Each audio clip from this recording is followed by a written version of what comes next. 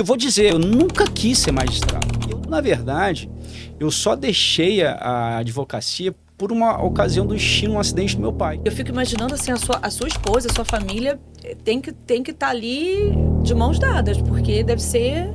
É você estudar sem saber o dia de amanhã, se vai inclusive existir. Foi a pandemia. Foi.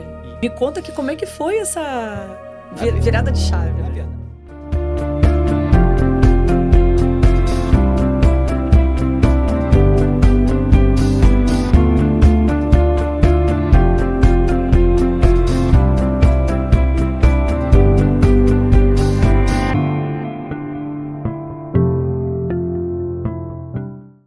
Hoje, aqui no podcast Direito Fácil, eu tenho a honra de receber o doutor Akira Sasaki. Ele é magistrado, juiz de direito, titular da 4ª Vara Civil de São João do Meriti, no Rio de Janeiro, Tribunal de Justiça do Rio de Janeiro.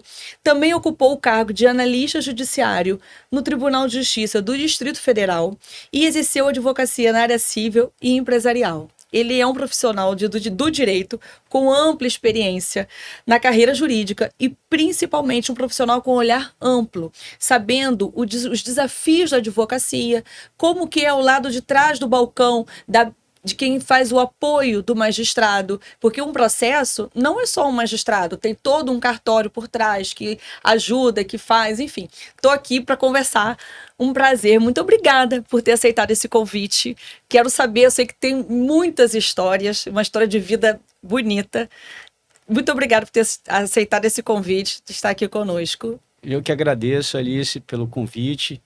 E sei da necessidade da gente, às vezes, demonstrar para o seu público, até para o jurisdicionado, como é que é uma vida do magistrado, como é que se torna um magistrado, como que é atrás dos balcões, né? Sim. E assim, às vezes as pessoas reclamam tanto e não entendem, compreendem a dificuldade, como é complexo, né? Tá na vida do magistrado. Sim, e principalmente, assim, contar, porque a vantagem, né? Eu tô aqui feliz, porque, assim, a sua carreira passou por várias áreas. E como você começou como advogado, você também conhece o lado de lá. O lado de quem está ali pleiteando, de quem está trabalhando, de quem precisa, né? De quem atende o cliente. Quer dizer, você tem todo esse know-how. E aí eu vou pedir para você contar um pouquinho de como foi essa trajetória. Eu digo que o advogado é o primeiro juiz da causa. Sim. É ele que traz o cliente, tem a primeira conversa com o cliente e demonstra qual é a possibilidade jurídica do pedido. Sim. Às vezes até fala para ele que não é possível aquela causa. Então o advogado, quando eu advoguei, e assim durante muito tempo, você tem que ser muito honesto com o cliente, né?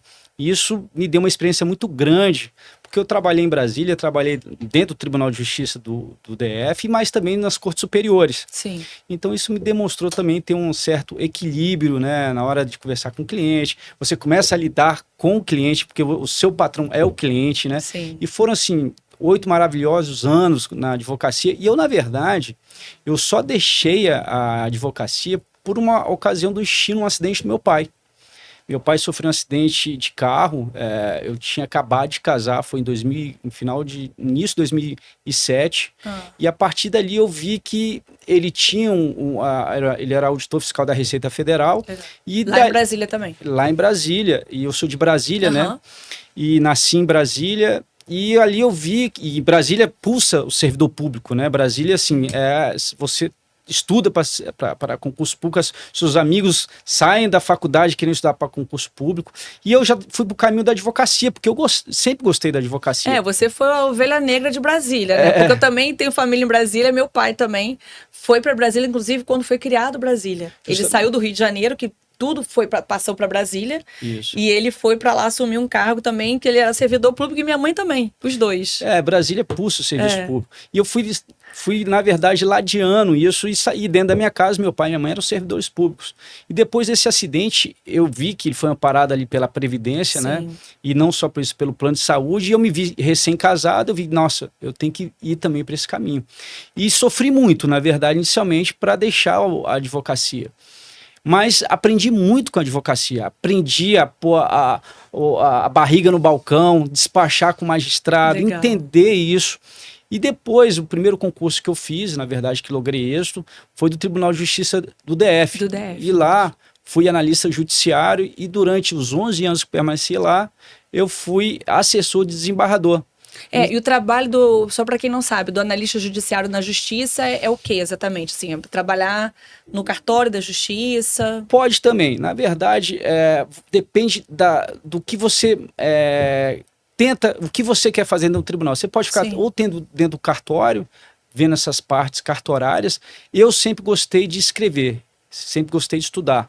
Então, essas pessoas que têm essa vontade, geralmente se inscrevem para o concurso interno para tem concurso interno. Depois que você passa no geral. Na verdade, é um concurso assim: você faz testes dentro do tribunal. Ok. Daí eu fiz testes dentro desses gabinetes desembargadores e fui passando. Sim. E logrei êxito em passar. Inicialmente, fui trabalhar com um magistrado que era da área civil, né? Depois fui para um magistrado, foi para outra área civil que depois se tornou criminal.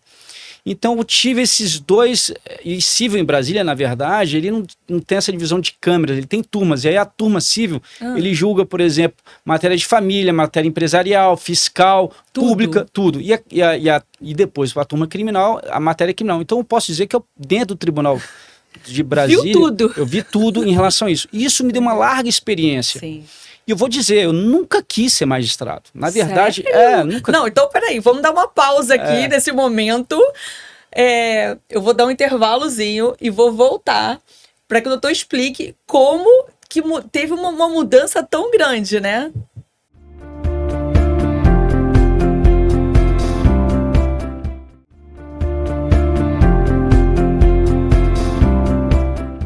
Voltando aqui essa conversa agora, me conta como que uma pessoa que não queria em momento nenhum ser magistrado se tornou em um concurso tão difícil. A gente sabe que é o topo da carreira do jurídica, né? Para quem quer ser servidor público, é justamente a magistratura, né? Me conta que como é que foi essa virada de chave, na né? verdade, digamos assim. Antes assim, até voltando antes um pouco, eu estudava nas madrugadas, porque eu tinha advocacia, eu dava 10 horas da noite. Já era casado, já tinha que sustentar uma casa. Eu estava, na verdade, querendo dar um conforto melhor para minha família. Sim. Então eu tinha as madrugadas para estudar. Então eu chegava em casa, sei lá, 8 horas da noite, ficava até 4 horas da manhã, dormia até as 10 e ia para o escritório. Mais ou menos essa era meu dia para passar no concurso de analista, né? E é um concurso muito difícil também. É muito disputado. E ali assim foi. Então, quando eu ingressei lá, eu queria passar num concurso melhor. Então, fiz concurso para o Senado, passei para analista do Senado, porque meu irmão, muito bom também, que é muito né? bom, que meu irmão também já era servidor do Senado, e aí depois passei para o concurso da Câmara. E, felizmente, por ordem do destino, eu não fui chamado, eu passei fora das vagas e não fui chamado. E aquilo me deixou pé da vida, porque, cara, por que eu estou fazendo um concurso que não me chama, né? Passei num concurso também difícil. E ali eu falei assim, e aí eu fui... a famosa porta que se fecha, é uma janelinha que se fecha para uma porta muito maior se abrir, né? Tava conversando isso aqui antes com a doutora Andréia, e ela tava falando justamente isso. Às vezes a gente acha que, poxa, por que isso aconteceu? Por que não fui chamar? Estudei tanto, consegui e não entrei. Mas é porque algo, né? Deus estava te preparando para uma coisa muito maior, né? Várias portas se fecharam para mim, tenho certeza. E essa foi uma das. E quando isso aconteceu, eu já estava admirando o desembargador que eu estava trabalhando.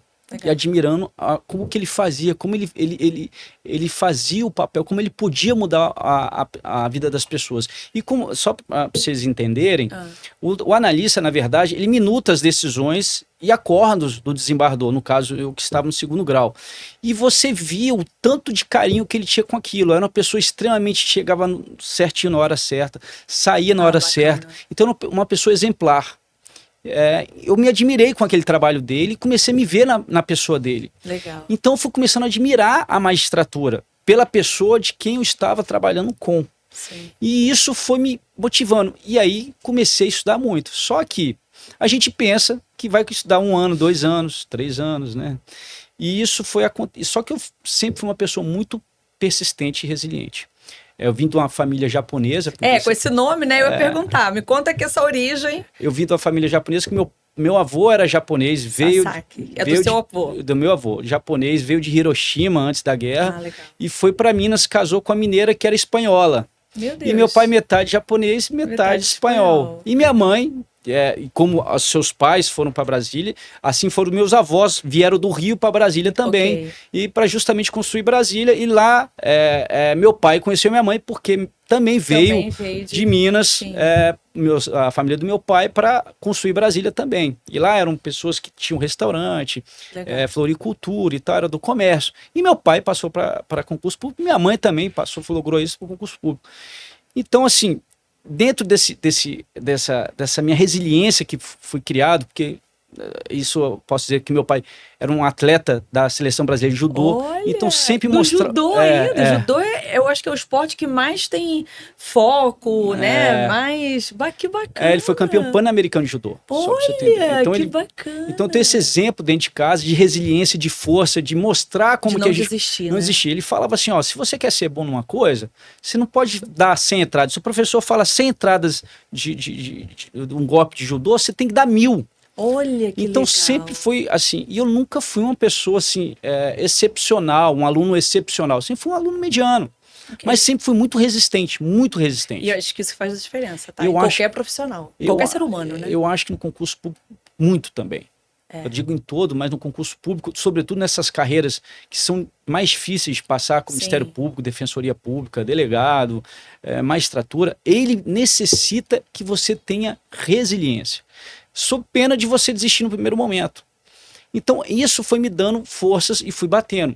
E assim, foram árduos dias. Eu já era pai, já estava com uns 35, 36 anos mais ou menos, 35 anos quando comecei a estudar. Já tinha uma filha de 4 anos, tinha um filho que tinha recém-nascido, e eu estava trabalhando. E como é que eu ia estudar para magistratura? Tendo que sustentar uma casa, trabalhar, cuidar da sua família. E aí a base tudo tudo. A base, minha família, minha esposa, deu toda a apoio base, o apoio da casa. Mas mesmo assim, eu acordava cedo. E outra coisa, é a família que acredita, né? Seu pai sempre te ensinou isso, sempre ensinou, ele acreditou, mas ensinou a você acreditar em você mesmo, né? Porque a gente acreditar em si próprio, eu acho que não, é algo que também não tem preço, né? Eu dizia o seguinte, quando a gente eu passava já um certo tempo de estudo, eu falei como se tivesse passado metade da ponte, eu não podia desistir. Sim. Então, eu não me admitia perder, voltar atrás para repassar novamente essa ponte, né? Então, o que eu fiz? Eu acordava muito cedo, eu acordava 4 horas da manhã, mais ou menos. Estudava até umas 7 horas da manhã, que era o tempo de levar os meninos para tomar banho, levar os meninos para a escola. Chegava na biblioteca do tribunal, já deixava os meninos na escola, que era do lado do tribunal. Abria a biblioteca, batia na biblioteca, abria a biblioteca do tribunal, ficava até mais ou menos o horário onde eu comecei a trabalhar, 11 horas da manhã. Então, esse período assim, ninguém olha, ninguém vê o que a gente passa para chegar até lá. E não foi 1 ano, não foi 2 anos, foram 8 anos e 3 meses. Olha. Dessa forma. Isso é resiliência. Isso é resiliência. E eu posso dizer que eu fiz mais de 50 provas objetivas entre dos tribunais de justiça do país inteiro, praticamente, do Ministério Público e da Defensoria.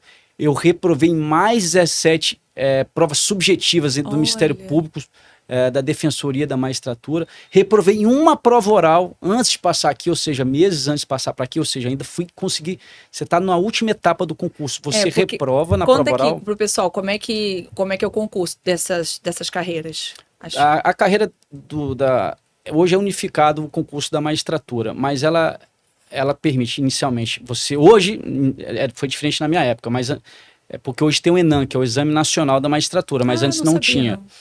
Eu sou da época que eram 3 fases, né? Na verdade são mais, porque começa com a prova objetiva, a prova objetiva é eliminatória, você, por exemplo, em certos tribunais só passam os 300 primeiros. Okay. Isso estou falando sem cota, que eu nunca participei da cota. Sim.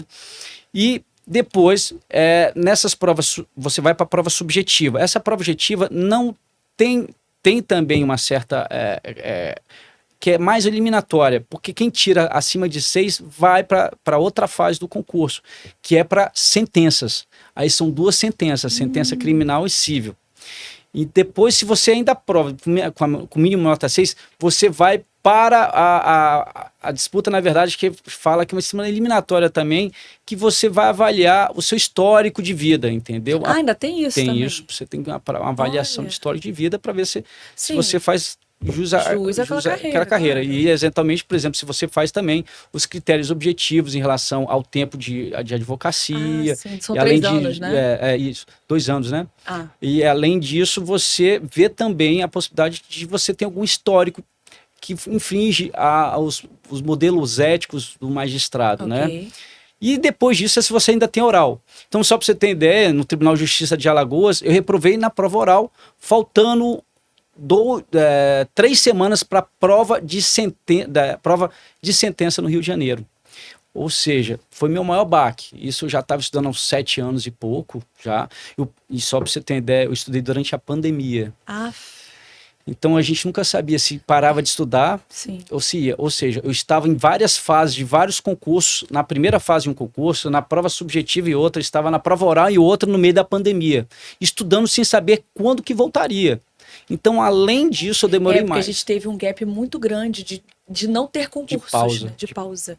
Eu agora também vou dar uma pausa para voltar aqui daqui a pouco para a gente entender melhor como é que foi, porque é muito bacana a gente ouvir essa história, porque isso pode inspirar muitas pessoas que estão na mesma jornada, né? Tanto para fazer concurso público como para a própria carreira. Para você entender que, cara, não é cair, levantar, né? Não, é isso.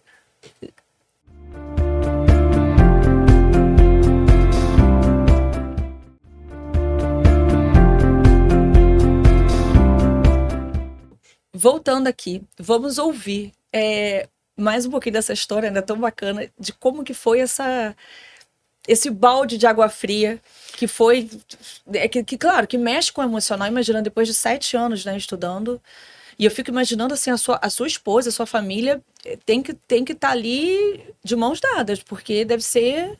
É você estudar sem saber o dia de amanhã, se vai inclusive existir. Foi a pandemia. Foi. E eu tive. Foi muito difícil. Eu especialmente quase faleci na pandemia. Você? Eu tive 50% do meu pulmão comprometido e fiz uma promessa a mim mesmo. Eu só estudava, falei assim, eu vou fazer meu último concurso da vida, eu não aguento mais, porque eu estou deixando a vida passar, da minha família, e eu não estou mais aguentando. E é nesses momentos que você passa, quando você acha que já não tem mais, a porta já se fechou para você. Todo mundo fala assim, quando você está querendo desistir, é que você passa para o concurso. E isso aconteceu durante a pandemia em vários momentos, porque eu nem sabia quando que voltaria. Era uma incerteza para todo mundo, Sim. Não é só brasileiro, candango, Sim, qualquer o Brasil, o mundo não sabia. Inteiro, E eu tinha objetivos. Eu falei assim, cara, eu tenho essa prova objetiva que vai lançar, que suspendeu. Tudo parou, né? Eu estava na prova subjetiva do Rio de Janeiro, ou seja, eu passei 2 anos, quase 3 anos, estudando para a prova subjetiva do Rio, porque eu tinha passado na objetiva. Olha eu estava na prova oral de Alagoas e veio a pandemia. E então eu não sabia para o que fazer. A única coisa que eu sabia é estudar. E aí chega a ponto da gente estudar 8, 10 horas da noite por dia, porque estava suspenso tudo. É a única coisa que eu tinha para fazer. E os pensamentos vêm na sua cabeça, será que o mundo vai acabar? E aí, essa foi uma ideia minha. Eu vou falar, é o último concurso que eu vou fazer na minha vida, será o Tribunal de Justiça do DF. E quando saí, porque eu já sabia que eu estava numa fase que eu já não estava mais aguentando. Mas como disse, esse é o momento... Reforçando aqui, não foram 7 meses, foram 7 anos. Praticamente no final já estava com 7 anos, com a pandemia já estava com 7, 8, é muita coisa. Mas assim, foi um objetivo, e eu digo, aí eu olhava, eu lembro que eu entrava nas bibliotecas, e aquela história do meu pai que eu tenho que fazer 1000 entradas, eu chegava primeiro que todo mundo. Então eu tinha aquele pensamento do meu pai, que eu tinha que ser diferente para ser diferente. Eu tinha que fazer diferente que todo mundo. E quando eu entrava na biblioteca e via ela vazia, tinha um conforto de saber que eu estava fazendo diferente de todo mundo. E aquilo demonstrava, porque não existe um magistrado a cada esquina. Não existe. Não existe porque... como atleta, né? Assim como pai te atleta... deu um ensinamento de um atleta, né? Então, não existe um magistrado a cada esquina, não existe. Existe advogados, muitos serventuários da justiça, mas magistrados são poucos. Então, se eu quero ser um magistrado, ser aquilo que eu queria, eu tinha que ser diferente. E para ser diferente, eu tinha que ser mais que todo mundo, porque eu nunca, mais uma vez, eu nunca fui um aluno excepcional. Sim. Mas eu sempre tive aquilo que eu sempre tenho comigo, que é a força de não desistir, apesar de todos os tombos que eu levei. E assim eu fazia, eu chegava a ser na biblioteca, ficava até mais tarde, voltava. E a gente não, eu digo que a gente se torna juiz durante nossa caminhada. É óbvio que eu via durante meu trabalho que eu tinha um conhecimento muito grande. Sim, você já estava lá dentro, né? Trabalhando para o desembargador. Eu via que eu era diferente dentro do meu ambiente de trabalho. As pessoas me consultavam. Eu estava me tornando um magistrado durante a minha jornada. Sim, fora a sua jornada como advogado, que também te ajudou muito a entender todos os lados, né? Todos os lados. Sabia onde que... quais eram os entreveros de cada profissão, sabia e convivia com o magistrado, fui serventuário, então isso foi me dando uma experiência de vida muito grande. Sim. E aí depois de 8 meses, eu vou até dizer os dias, tá? 8 meses, porque eu contei, 8 meses, 8 anos, 3 meses e 15 dias de estudo. Olha! Eu passei no Tribunal de Justiça do Rio de Janeiro. Que bacana. E o mais importante foi isso. Que é disputadíssimo. Eu vou dizer que é um dos melhores tribunais do país, um dos mais difíceis para passar, e tem uma das carreiras mais promissoras do país. Olha que eu sou de Brasília, adoro o Tribunal de Brasília, porque trabalhei muitos anos lá. É um tribunal diamante, mas eu posso dizer que o Tribunal do Rio de Janeiro, ele é uma referência em relação a muita coisa, muita coisa. Então, para mim, foi um orgulho muito grande compor o quadro, e hoje, você vê, não tem muito magistrado no Rio, infelizmente, porque é difícil passar. Tá até fazendo falta, né? Tá fazendo muita falta. Vamos combinar que tá fazendo falta. Eu que tô do lado de cá na advocacia, vou te falar que é complicado. Eu hoje já quase não faço mais judicial. Esse ano de 2025, eu resolvi que eu não ia, que o litigioso... Eu só faço STJ, porque eu faço homologação de sentença estrangeira, mas não tem litígio, porque você só pega uma sentença que foi dada no exterior por um juiz lá do exterior, e você traz para cá, comunica, digamos assim, ao Brasil, né? Traz para cá para poder ter validade aqui. Então, mas assim, fora isso, eu sei que realmente... Mas o meu caso não por conta da justiça, por conta que eu acredito muito também no extrajudicial, e o Rio de Janeiro e o Tribunal do Rio de Janeiro também é responsável por isso, que é um tribunal pioneiro em enxergar que não são todas as demandas que precisa passar pelo juiz para justamente desafogar o judiciário. E a justiça extrajudicial aqui no Rio de Janeiro, o doutor sabe, é uma das mais... É pioneira, é a que mais... que começa, que faz com que os serviços aconteçam, que sejam inventário com menores, começou aqui no Rio de Janeiro, alteração de regime de bens... até hoje, né? Não é só Rio, agora Espírito Santo. Então, assim, ainda tem vários serviços que só Rio de Janeiro oferece. Não, eu tenho certeza disso. Porque o nosso tribunal autoriza, né? Eu tenho certeza. E pra gente, é muito importante aliviar a gente. Só pra você ter ideia, eu tava... Vira e mexe, o tribunal pede pra você acumular. Hoje eu acumulo 2 varas. 2 varas. A minha, que é a 4ª vara civil de São João de Meriti, acumula dívida ativa, só para você ter ideia. A minha vara, eu me removi, fui juiz da 1ª vara criminal de São João de Meriti. Depois de 1 ano, 1 ano e 9 meses, eu me removi para a 4ª vara civil de São João de Meriti, e lá estou há 1 ano. Eu ingressei lá e estava sem juiz já uns 5, 6 meses. Eu estava com 13.500 processos. Olha, 13.500 processos com 6 servidores. Com 6 servidores. Cheguei, agora tem 6, né? Não tinham nem 6. Não tinham 6 ao tempo.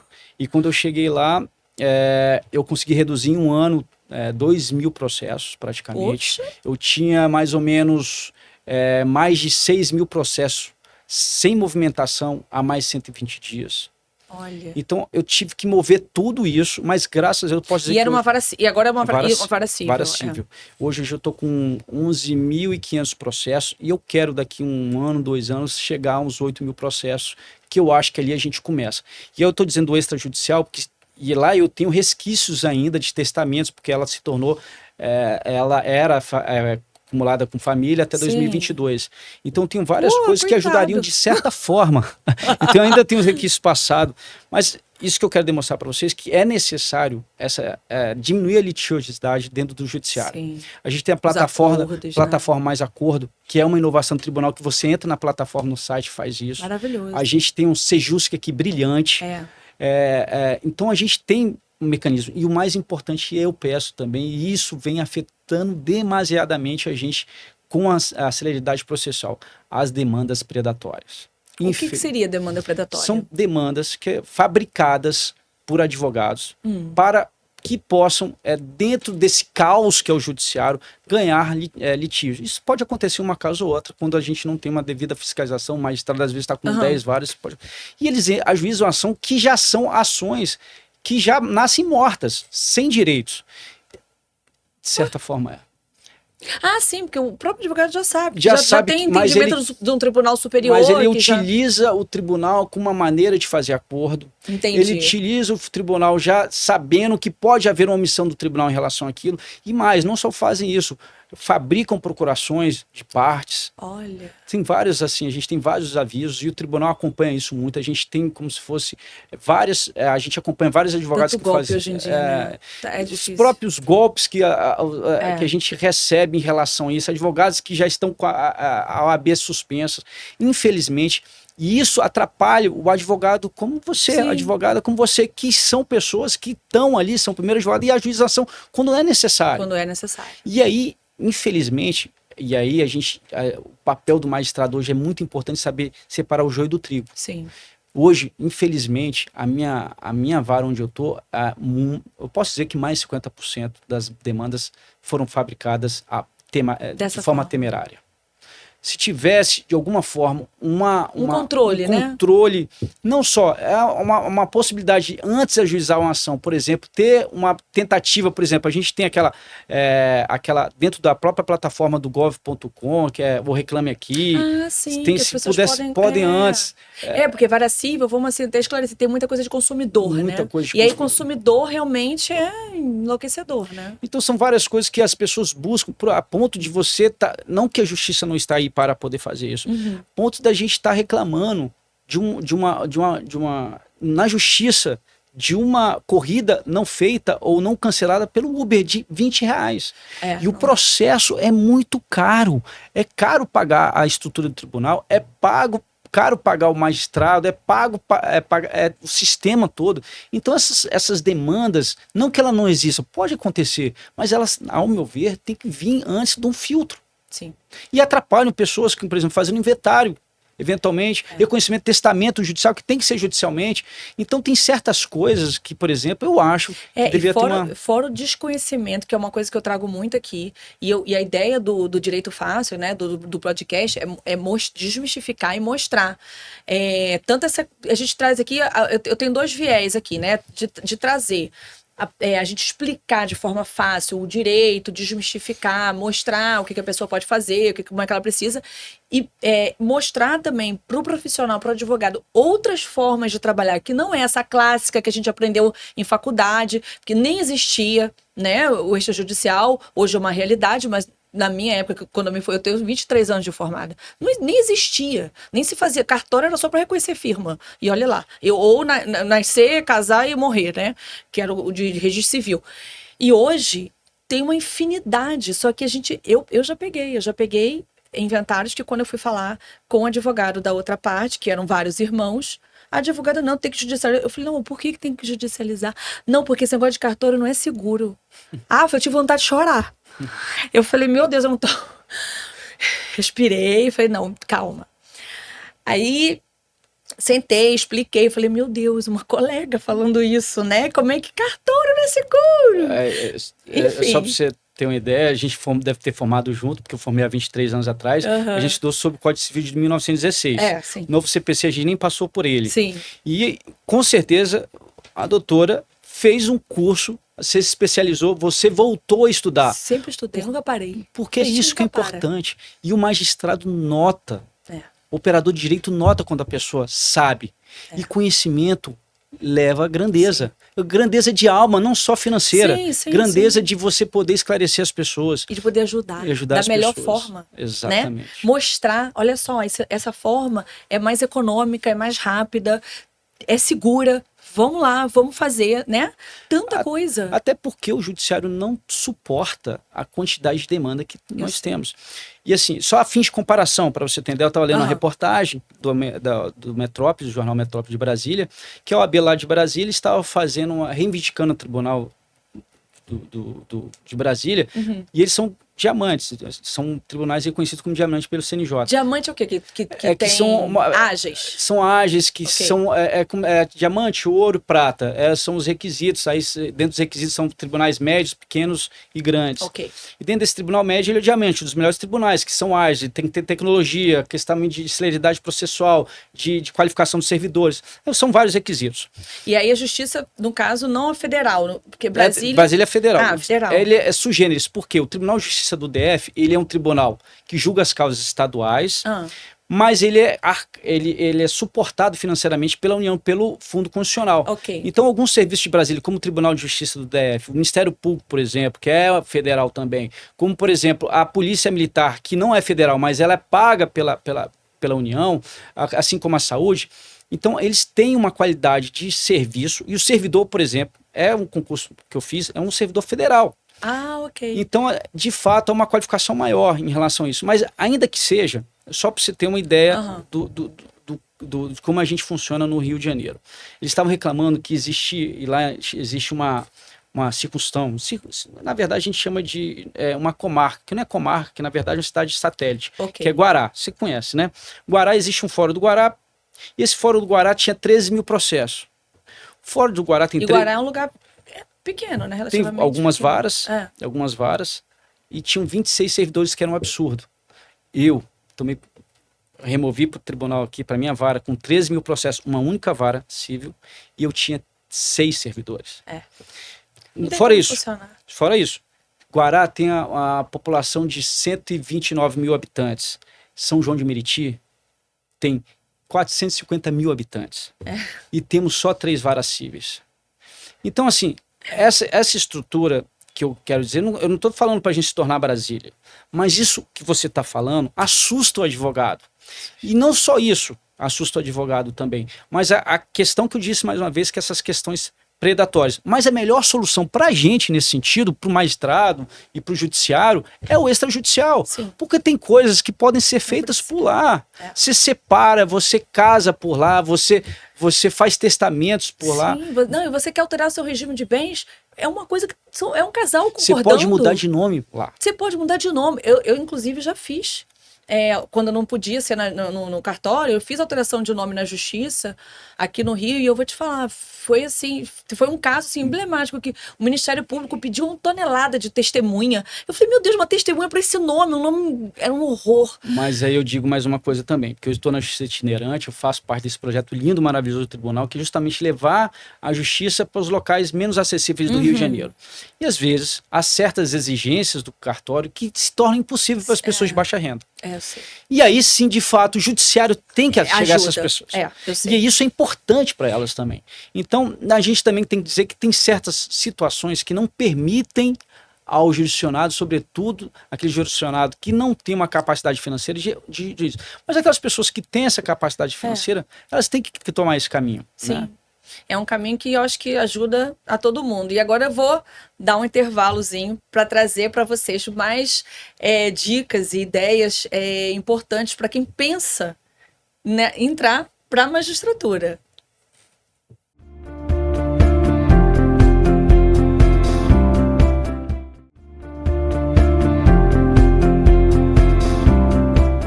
Voltando aqui, agora eu quero ouvir um pouquinho como foi a sua trajetória, né? Depois que entrou para a magistratura e, enfim, até para ajudar aqui. Eu depois desse alívio, né? Porque é um alívio, né? Imagina a comemoração na sua casa. Nossa. Foi o quê? 1 mês de comemoração? Chorei junto com meus filhos. E eu recebi uma carta tão linda da minha filha que até emociona em falar. Minha filha tem uma sensibilidade muito grande. Assim que ia sair o resultado da prova oral, né? Eu fui no meu primeiro nome, então praticamente fiz a prova no primeiro dia. Fiz no primeiro dia, no primeiro horário, inclusive. Eu já tinha tido há uns 2, 3 meses atrás a decepção de ser reprovada no oral. E ali foi a primeira vez que eu chorei, de verdade, de ter vontade de me rasgar. Só que eu tinha uma prova de sentença no Rio para 1 mês e meio depois. Então me dei um luto de 1 dia. Sim. E ali eu falei assim... E aí lembra aquela história que a gente falou no começo, que abrem as portas? Fecham portas e abrem a porta. Eu já achava que era juiz no Tribunal de Justiça de Sergipe. Ah, ok. Não, Sergipe não, de Alagoas, me desculpa. E fechou a porta para mim. E Porque você ficou na oral. porque eu fiquei na oral. Fiquei Que é reprovado o na oral. último. 5 pontos e algum, lá no final, décimos. E eu me senti que eu tinha ido bem. Hoje eu compreendo por que eu reprovei, Sim. mas não vem ao caso. Mas o meu destino não era Não Alagoas. era, sim. E ali, a partir daquele dia, eu comecei a estudar a banca de examinadores do Tribunal de Justiça do Rio de Pra Janeiro. entender, né? Para entender como é que eles iam cobrar a sentença. E ali eu vi que tinha examinadores diferentes com posicionamentos do STJ, STF, e esse foi meu diferencial na prova, porque eu estudei a banca e verifiquei. E quando eu fui dar a resposta, eu falei assim, não obstante o entendimento do STJ em relação a esse tema, entendo que quem crama os criminais aqui no Rio de Janeiro que entende dessa forma. Então eu dei os 2 posicionamentos e foram, e em razão desse meu estudo prévio, dessa minha luto da reprovação, eu tenho certamente passei no Rio de Janeiro em razão disso. Mas isso talvez tenha sido importante, porque isso acendeu essa lâmpada Esse na alerta. sua cabeça, tipo, agora eu tenho que fazer alguma coisa diferente. Porque assim, eu já cheguei, você chegou tão longe, tão em cima. O que você tá fazendo de errado? E justamente na hora que você toma o tombo, que você fala, por que eu caí? Agora eu vou me levantar, mas vou me levantar de uma forma que eu não vou mais cair. O tombo só serve para aquelas pessoas que estão ali para crescer. Sim, Você aprende muito mais nos seus erros do que nos seus acertos. com certeza. Isso é notório. Todo mundo fala, isso é verdade. Isso é verdade. E isso eu aprendi muito mais quando errava a questão do que como acertava. Então, eu só aprendi o que eu tinha que fazer para a prova de sentença. Eu não reprovei na prova de sentença, mas tudo bem. Eu tinha que entender a cabeça do examinador. Apesar de eu ter um conhecimento muito grande, me sentia juiz até porque eu tinha um conhecimento muito grande. Sim, E o já trabalhava ali. examinador sabe disso, que você está lá e você já está no nível muito grande. E ser reprovado na oral não é uma questão de demérito. Simplesmente você não entendeu o tribunal, você não entendeu a regra do jogo. E aí, quando fui aprovado, depois, assim, aí recebi essa carta da minha filha um dia, depois, aliás. Com quantos anos sua filha estava? Minha filha foi 3 anos atrás, minha filha estava com 13, 14 anos. 14 anos, não, 13 anos. 13, tá. E ela escreveu uma carta linda para mim, tem até lá no meu Instagram, e aí eu peço que vocês vejam lá, juiz.akira. Juiz.akira. Juiz.akira. Legal, no Instagram. E aí ela narra exatamente isso. Pai, você foi o maior orgulho meu durante essa sua caminhada. Você acha, mas eu sempre te observava, você é meu modelo de pessoa. Olha, que bacana. Então eu mostrei com ela como é que a vida é e quanto é difícil para chegar onde eu tá. E eu não só falei que ela tinha que estudar, ela viu estudando o dia inteiro. Minha filha hoje é estudiosa. Porque falar minha é filha uma e meus coisa, filhos, seu exemplo é outra, né? Meus 2 filhos são extremamente estudiosos. Eles olham, tanto eu quanto minha esposa já está um pós-doctor, para você ter ideia, então estuda legal. até hoje.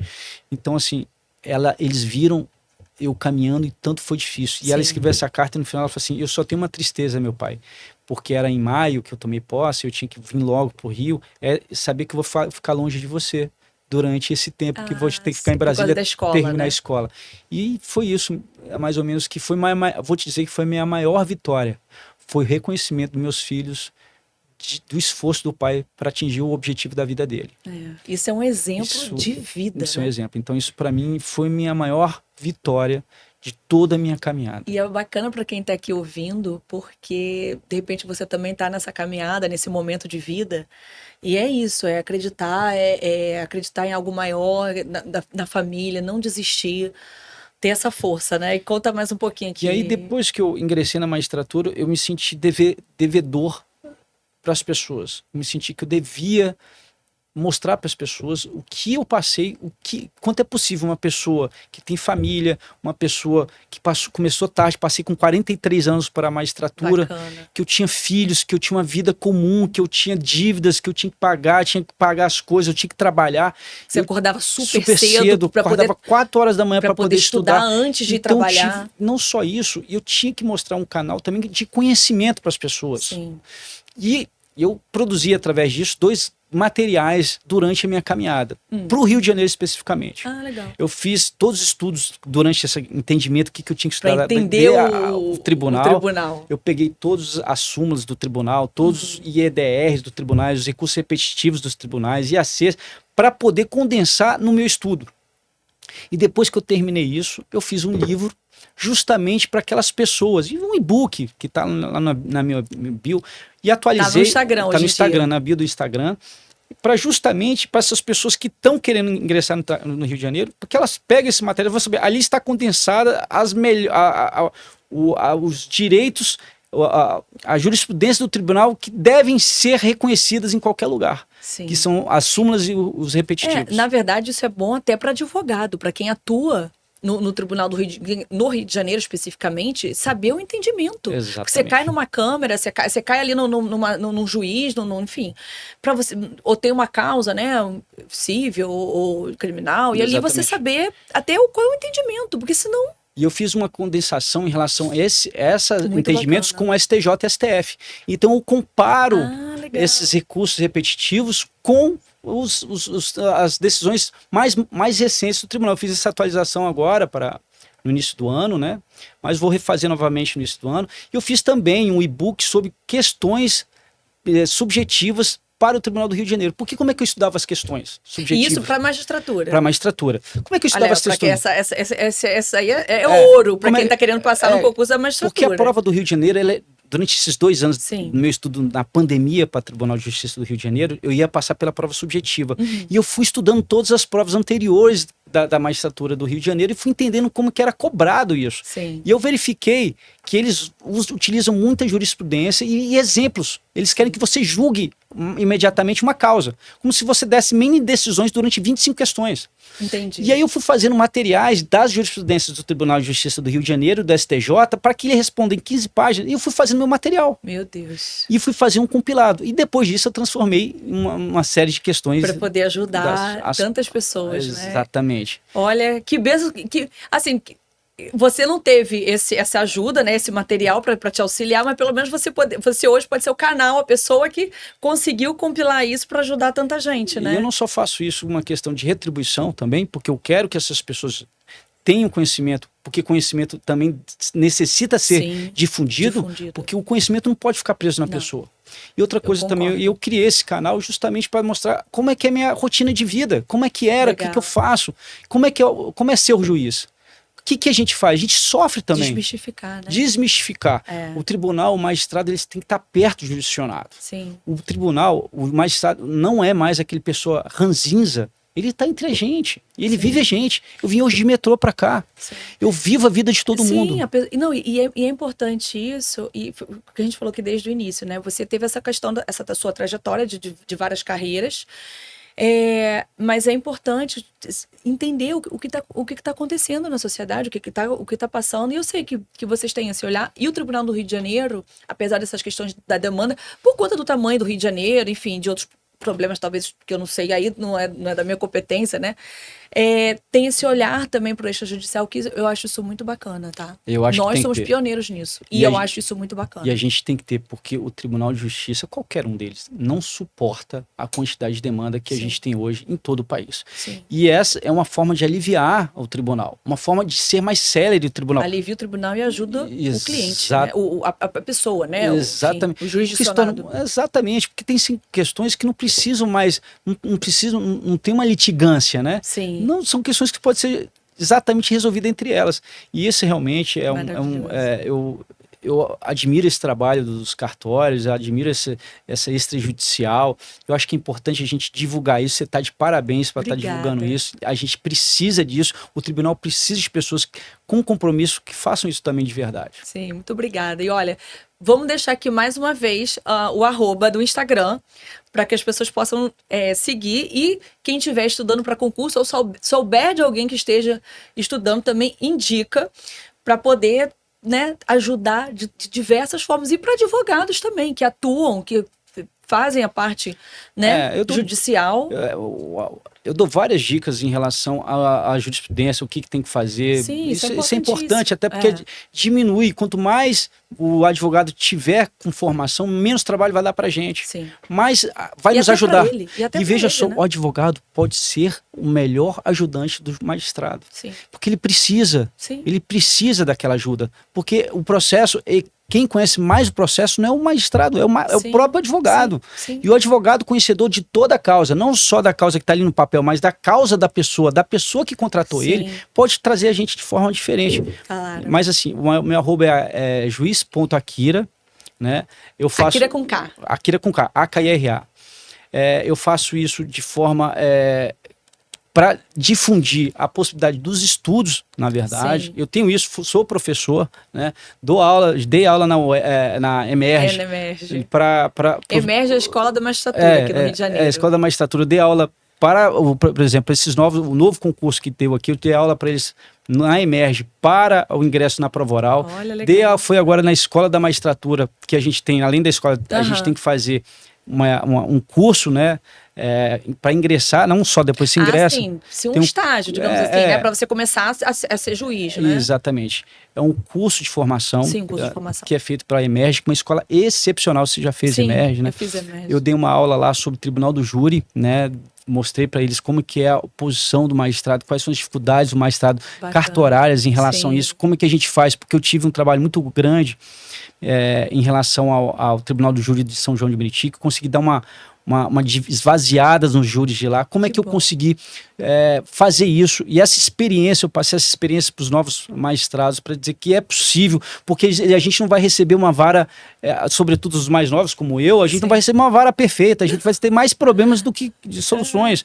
Então a gente precisa... ter que lutar muito judô, né? Exatamente. Para conseguir... Dentro desse caos você tem que ajudar. Deus. Então foi muito importante também. Eu acho que o Rio de Janeiro, mais uma vez, eu sou muito feliz. Já é quase carioca, né? Tá quantos anos aqui? 3 anos e meio. Olha, 3 anos bacana. e meio, muito feliz Que aqui pelo apoio que eu tô tendo do pessoal, do tribunal, dos meus colegas, de todos aqui, o carinho de todo mundo. Que bom, olha, muito obrigada por essa entrevista, foi maravilhosa, adorei saber essa história, eu adoro saber histórias inspiradoras de vida, eu acho que pode ajudar todo mundo, todos os profissionais, não só da área jurídica, mas de qualquer área, né? E acho muito bacana isso, queria agradecer muito pela presença do senhor aqui, e é isso, quem puder seguir e gostou desse conteúdo, compartilha aqui nas redes sociais, escreve aqui se tiver alguma dúvida. Muito obrigada, foi um prazer enorme. Quero agradecer mais uma vez a presença e dizer que estou à disposição lá no meu canal, tento responder todo mundo, apesar do tempo que eu tenho. São todos convidados a me conhecer melhor lá. Claro, os concurseiros do Brasil inteiro agora não vão querer só Tribunal do Rio de Janeiro, vão querer Tribunal de Brasília, Tribunal de Minas, de todos os tribunais. É verdade. Se prepare. Obrigada. Obrigado.